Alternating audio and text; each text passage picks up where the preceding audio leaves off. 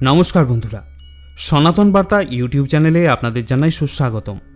শ্রাবণ মাসের শুক্লপক্ষের পঞ্চমী তিথিতে নাগপঞ্চমী পালিত হয়। এই বছর অর্থাৎ 2024 সালে নাগপঞ্চমী পালিত হবে আজ 25শে জুলাই বৃহস্পতিবার। ধর্মীয় বিশ্বাস অনুযায়ী ধন সমৃদ্ধির জন্য নাগদেবতার পূজা করা হয়।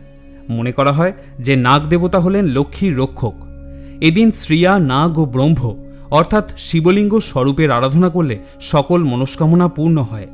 এছাড়া কুষ্ঠিতে কালসর্প দোষ থাকলে অবশ্যই এই পূজা করা উচিত। আবার সাপের স্বপ্ন দেখলে বা সাপকে অত্যাধিক ভয় পেলেও এই পুজো অবশ্যই করা উচিত। আজ যারা নাগপঞ্চমী ব্রত পালন করছেন তারা একথা নিশ্চয়ই জানেন যে ব্রত কথা শ্রবণ না করলে ব্রত অসম্পূর্ণ থেকে যায়। আর যারা কোনো কারণবশত এই ব্রত পালন করতে পারছেন না তারা শুধুমাত্র এই ব্রত কথাটি শ্রবণ করে ভগবান শিব এবং মা মনসার উদ্দেশ্যে সন্ধ্যাবেলায় একটি প্রদীপ প্রজ্বলন করতে ভুলবেন না। এটি করলেও আপনি ব্রতের ফল অনেকাংশে লাভ করতে সক্ষম হবেন। শুরু করছি মা মনসা তথা নাগপঞ্চমীর ব্রতকথা। আপনাদের কাছে অনুরোধ, ব্রতকথাটি সম্পূর্ণ শ্রবণ করবেন। এক দেশে এক গরিব ব্রাহ্মণ বাস করত। তার 7টি মেয়ে হয়েছিল, কিন্তু ছেলে একটিও হয়নি। তার কনিষ্ঠ কন্যাটির নাম ছিল সরলা। সেই ব্রাহ্মণ সময় মতো তার 6টি মেয়ের বিয়ে দিয়েছিল, কিন্তু তার ছোট মেয়ে সরলার বর আর কিছুতেই জুটল না। ব্রাহ্মণ চারিদিকে সরলার জন্য বর খুঁজতে লাগল। শেষে তাদের গ্রাম থেকে কিছু দূরের গ্রামে এক ব্রাহ্মণের খবর পেয়ে সরলার বাবা সেই ব্রাহ্মণের বাড়িতে গেল। সেই ব্রাহ্মণের 11টি পুত্র ছিল। সে 10টি পুত্রের বিয়ে খুব বড়লোক বাড়িতে দিয়ে 10টি বউ এনেছিল, কিন্তু বড়লোক মেয়েরা শ্বশুরকে মোটেই যত্ন করত না। সেই জন্য সে তার ছোট ছেলের বিয়ে দিয়ে একটি গরিব মেয়ে আনবার জন্য খোঁজাখুঁজি করছিল। সে সরলার বাবার কাছে সরলার কথা শুনে তার সঙ্গেই তার ছোট ছেলের বিয়ে দিল। সরলা বিয়ের পর শ্বশুর বাড়িতে এলো, কিন্তু তার শাশুড়ি এবং জায়রা তাকে দেখে ঘেন্না করত, তাকে একেবারেই পছন্দ করত না। একমাত্র শ্বশুর ছাড়া সরলাকে কেউই ভালো চোখে দেখতে পারত না। তার জন্য সরলার মনে খুবই কষ্ট ছিল। সে ভাবত যে গরিবের মেয়েরা বেঁচে থাকে কেন?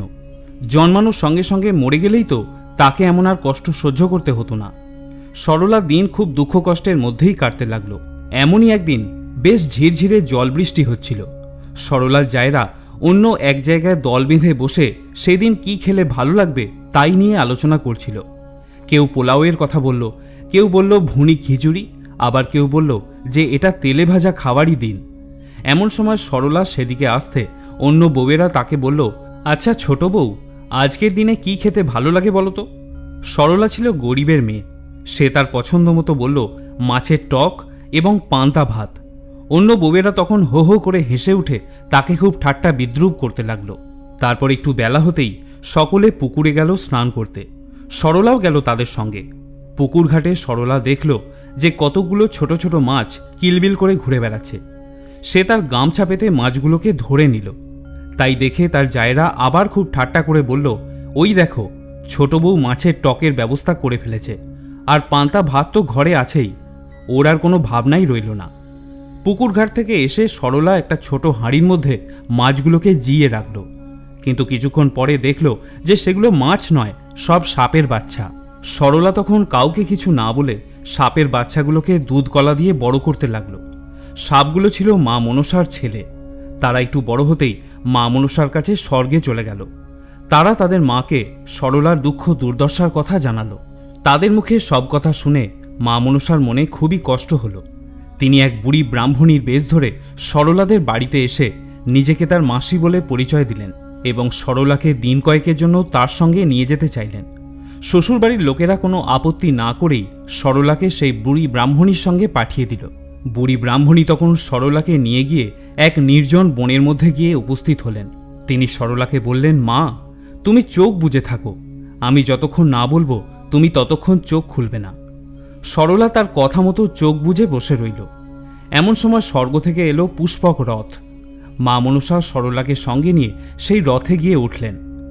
অল্পক্ষণের মধ্যে সেই রথ স্বর্গে মা মনসার প্রাসাদে গিয়ে পৌঁছালো। সরলা সেখানে গিয়ে দেখল চারিদিকে সাপ কিলবিল করছে, ছোটাছুটি করছে, কিন্তু কেউ তাকে কামড়াচ্ছে না। মনসা দেবী তখন সরলাকে বললেন, মা সরলা, আমি তোমার মাসি নই, আমি মনসা দেবী।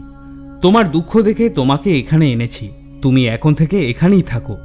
আজ থেকে আমার পূজার জোগাড় করো, আর তোমার ওই ছোট ছোট ভাইদের অর্থাৎ আমার ছেলেদের এক বাটি করে দুধ গরম করে খেতে দিও। আর একটা কথা জেনে রাখো যে ওই দক্ষিণ দিকটায় কখনো যেও না। সরলা মা মনসার সব কথা মেনে নিল। স্বর্গলোকে সরলার দিন খুব আনন্দের সঙ্গেই কাটছিল।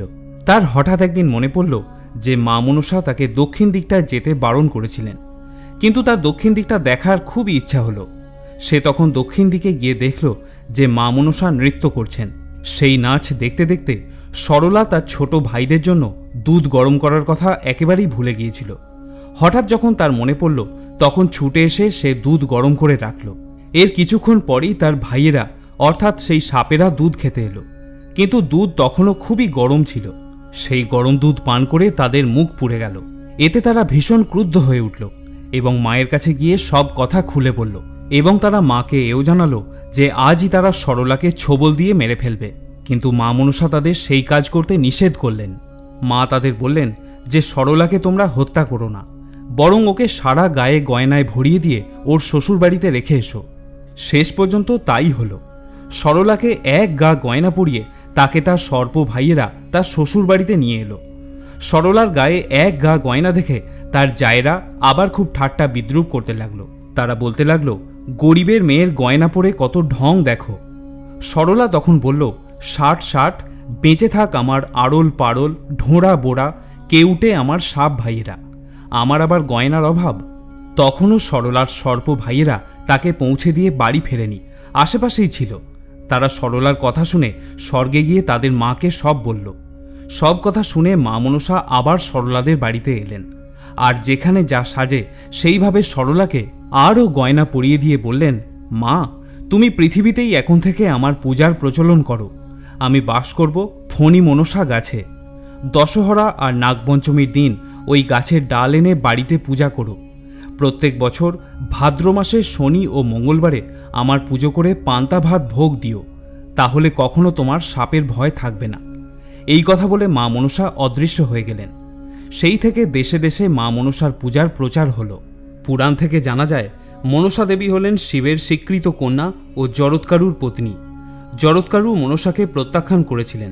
মহাদেবের স্ত্রী পার্বতীও প্রথমে মনসা দেবীকে ঘৃণা করতেন, কিন্তু পরবর্তীতে মাতা চণ্ডী মনসা দেবীকে নিজের মেয়ের স্বীকৃতি দিয়েছিলেন।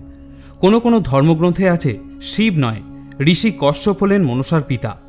মনসাকে ভক্ত বৎসল বলে বর্ণনা করা হলেও যিনি তার পূজা করতে অস্বীকার করেন তার প্রতি দেবী নির্দয় হয়ে থাকেন। সর্পদংশনের ভয় থেকে মানুষের পরিত্রাণের জন্য প্রজাপতি ব্রহ্মা কশ্যপ মুনিকে একটি মন্ত্র বা বিদ্যা বিশেষ আবিষ্কার করার আদেশ দেন। ব্রহ্মার আদেশ পেয়ে কশ্যপ যখন মনে মনে এই বিষয়ে চিন্তা করছিলেন, তখন তার মনন ক্রিয়া থেকে আবির্ভূত হন এক সোনার রঙের দেবী। যেহেতু মন থেকে তার জন্ম হয়েছে, তাই তার নাম মনসা। এই দেবী কামরূপা, অর্থাৎ তিনি নিজের ইচ্ছা অনুযায়ী রূপ ধারণ এবং রূপ পরিবর্তন করতে সক্ষম। প্রিয় শ্রোতা বন্ধুরা, আশা করি মা মনসার এই ব্রতকথা শ্রবণ করে আপনার ভালো লেগেছে। যদি সমৃদ্ধ হন তাহলে ভিডিওটিতে একটি লাইক করতে ভুলবেন না। সকলে ভালো থাকুন, সুস্থ থাকুন। মা মনসা আপনাদের মঙ্গল করুন।